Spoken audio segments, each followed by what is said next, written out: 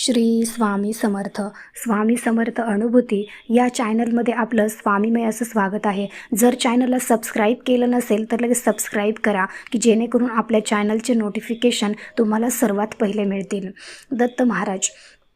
आता तुम्हाला माहिती आहे का, दत्त महाराजांची जो कोणी सेवा करतो त्यांना दत्त महाराजांची प्रचिती आल्याशिवाय राहत नाही. मी पण अगोदर असेच म्हणायचे की कोणत्या देवाची कशाला सेवा करायची आणि काय होणार आहे सेवा करून. पण नाही, जो कोणी मनापासून सेवा करतो ना त्यांना नक्कीच अनुभव येतो. तर दत्त महाराजांनी 24 गुरु केलेले होते. दत्त महाराजांनी 24 गुरु. तर यातून दत्त आपल्याला सतत शिकवण्याच्या स्थितीत राहायला हवेत हे शिकवतात. जो शिकण्याच्या स्थितीत राहतो तोच ज्ञान ग्रहण करू शकतो. त्यासाठी आपण दत्तांनी केलेल्या काही गुरूंची माहिती बघूया काय येते की 24 गुरु कसे केले दत्त महाराजांनी. तर आपण पृथ्वीप्रमाणे सहनशील असायला हवे. तर लहान मुलं आईच्या मांडीवर असते तेव्हा तिला लाथा मारते, तर अंगावर मलमूत्र टाकते तरी आई त्याच्यावर कधीच रागवत नाही. आपणही भूमीवर मलमूत्र टाकतो, तिला नांगरतो तरीही ती कधीच गाराणे करत नाही. उलट ती आपण पेरलेल्या दाण्यांच्या कितीतरी पट धान्य आपल्याला देते. त्याचप्रमाणे आपल्याला कोणी अपशब्द बोलले किंवा कोणी आपला अपमान केला तरी न रागवता आपण त्यांना क्षमा करून त्यांच्याशी प्रेमाने वागायला हवे. पृथ्वीचा हा गुण शिकण्याचा प्रयत्न केल्यास आपण इतरांना आनंद देऊ शकतो. वायू. तर वारा कुठेही गेला तरी विरक्त राहतो. आपण वाईट मुलांच्या संगतीत गेल्यावर लगेच त्यांच्यासारखे होतो. आपणही वाऱ्याप्रमाणे विरक्त असायला हवे. आकाश. आत्मा हा आकाशाप्रमाणे चराचरातील वस्तूंना व्यापून राहिला आहे. तो सर्वांशी समभावाने वागतो. त्याचे कुणाशीच शत्रुत्व नसल्याने तो निर्मळ आहे. आपणही मनाने निर्मळ होण्याचा प्रयत्न केला पाहिजे. पाणी. आपण पाण्याप्रमाणे सर्वांशी स्नेहभावाने वागावे. पाणी कोणामध्ये भेद करत नाही, सर्वांशी समान वागते. ज्या भांड्यात आपण पाणी ठेवतो तसाच आकार ते घेते. तसेच आपण सर्वांशी जमवून घ्यायला हवे. पाणी उच्च स्थानाचा त्याग करून नीच स्थानाप्रत जाते.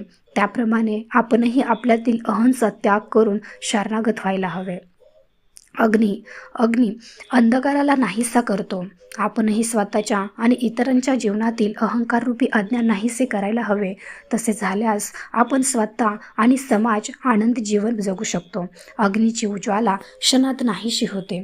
आपला देहही क्षणभंगूर आहे.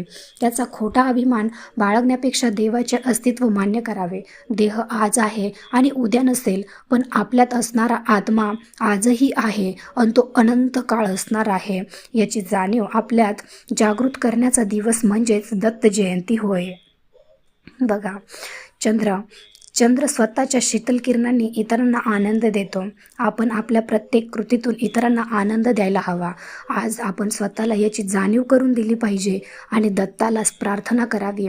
हे दत्तात्रेया, तू जसा तुझ्या किरणांनी इतरांना आनंदी करतोस तसाच मला माझ्या वागण्या बोलण्यातून इतरांना आनंद देता येऊ दे. दत्ताच्या चरणी पुढील प्रमाणे क्षमायाचना करावी. हे दत्तात्रेया, मी आजपर्यंत माझ्या कृतीतून कुणाला दुःख दिले असेल तर मला क्षमा कर. सूर्य सर्वांना समान प्रकाश आणि उष्णता देतो. अजगर हा पूर्णपणे प्रारब्धावर विश्वास ठेवून निश्चिंत राहतो. जे मिळेल ते खातो. तो कडू गोड असे कोणतेही घाराणे करत नाही. आपणही जीवनात मिळेल ते आनंदाने स्वीकारायला हवे. समुद्र. पावसाळ्यात नद्यांनी पुष्कळ जल आणल्यास समुद्र आनंदी होत नाही किंवा नाही आणले तरी दुःखी होत नाही. आपणही आपल्या जीवनात दुःख आले तर दुःखी होऊ नये किंवा पुष्कळ सुख मिळाले तर हुरळून जाऊ नये. सदैव स्थिर आणि शांत राहायला हवे. बालक मला कोणी विचारावे किंवा मान द्यावा असा विचार कधीच करत नाही, पण ते सतत आनंदी राहावे किंवा मान अपमानाचा विचार न करता सर्व चिंतांचा परिहार करून आपल्याला बालकाप्रमाणे राहता यायला हवे. वृक्ष सतत परोपकार करतो. तो सावली, फळे, फुले इत्यादी सर्वच इतरांना देतो, पण कुणाकडून कोणतीच अपेक्षा करत नाही. जर आपल्याला आनंदी जीवन जगायचे असेल तर आपण प्रत्येक कृती निरपेक्षपणे करायला हवी. म्हणजे बघा, दत्त महाराजांचा महिमा एवढा अगाध आहे ना की शब्दात वर्णन करणे अशक्य आहे. स्वामींच्या म्हणजे दत्त महाराजांच्या ज्या काही लीला आहेत त्या प्रत्येक लीलेमागे काही ना काहीतरी उपदेश म्हणा किंवा काही ना काहीतरी अनुभव आहेच. कारण जो दत्त महाराजांचा भक्त आहे ना, त्याला आपल्या दत्त महाराजांच्या लीला माहिती आहेत.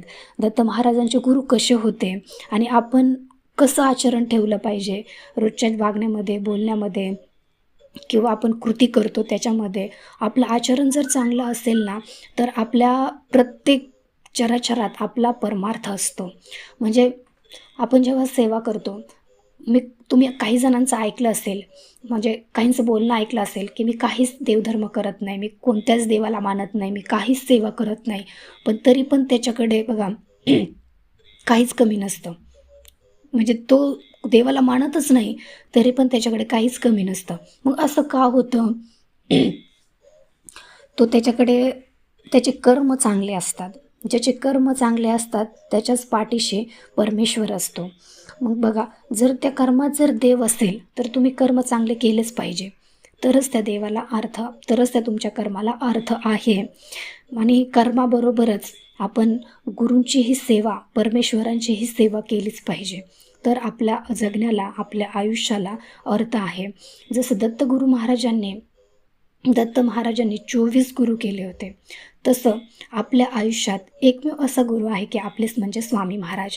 स्वामी महाराज म्हणजेच आपल्यासाठी दत्तगुरू आहेत, नृसिंह सरस्वती आहेत, श्रीपाद श्रीवल्लभ आहेत. सगळं काही आपल्यासाठी तेच आहेत. सगळ्यांचं रूप म्हणजेच आपले स्वामी समर्थ महाराज आहेत. ते अख्खं ब्रह्मांड म्हणजे तारणारे आहेत. त्यांनी म्हणलेलं आहे की या ब्रह्मांडाची ताकद, या ब्रह्मांडाची किंमत माझ्या लंगोटा एवढे पण नाही आहे, असं स्वामी समर्थ महाराजांनी म्हटलेलं आहे.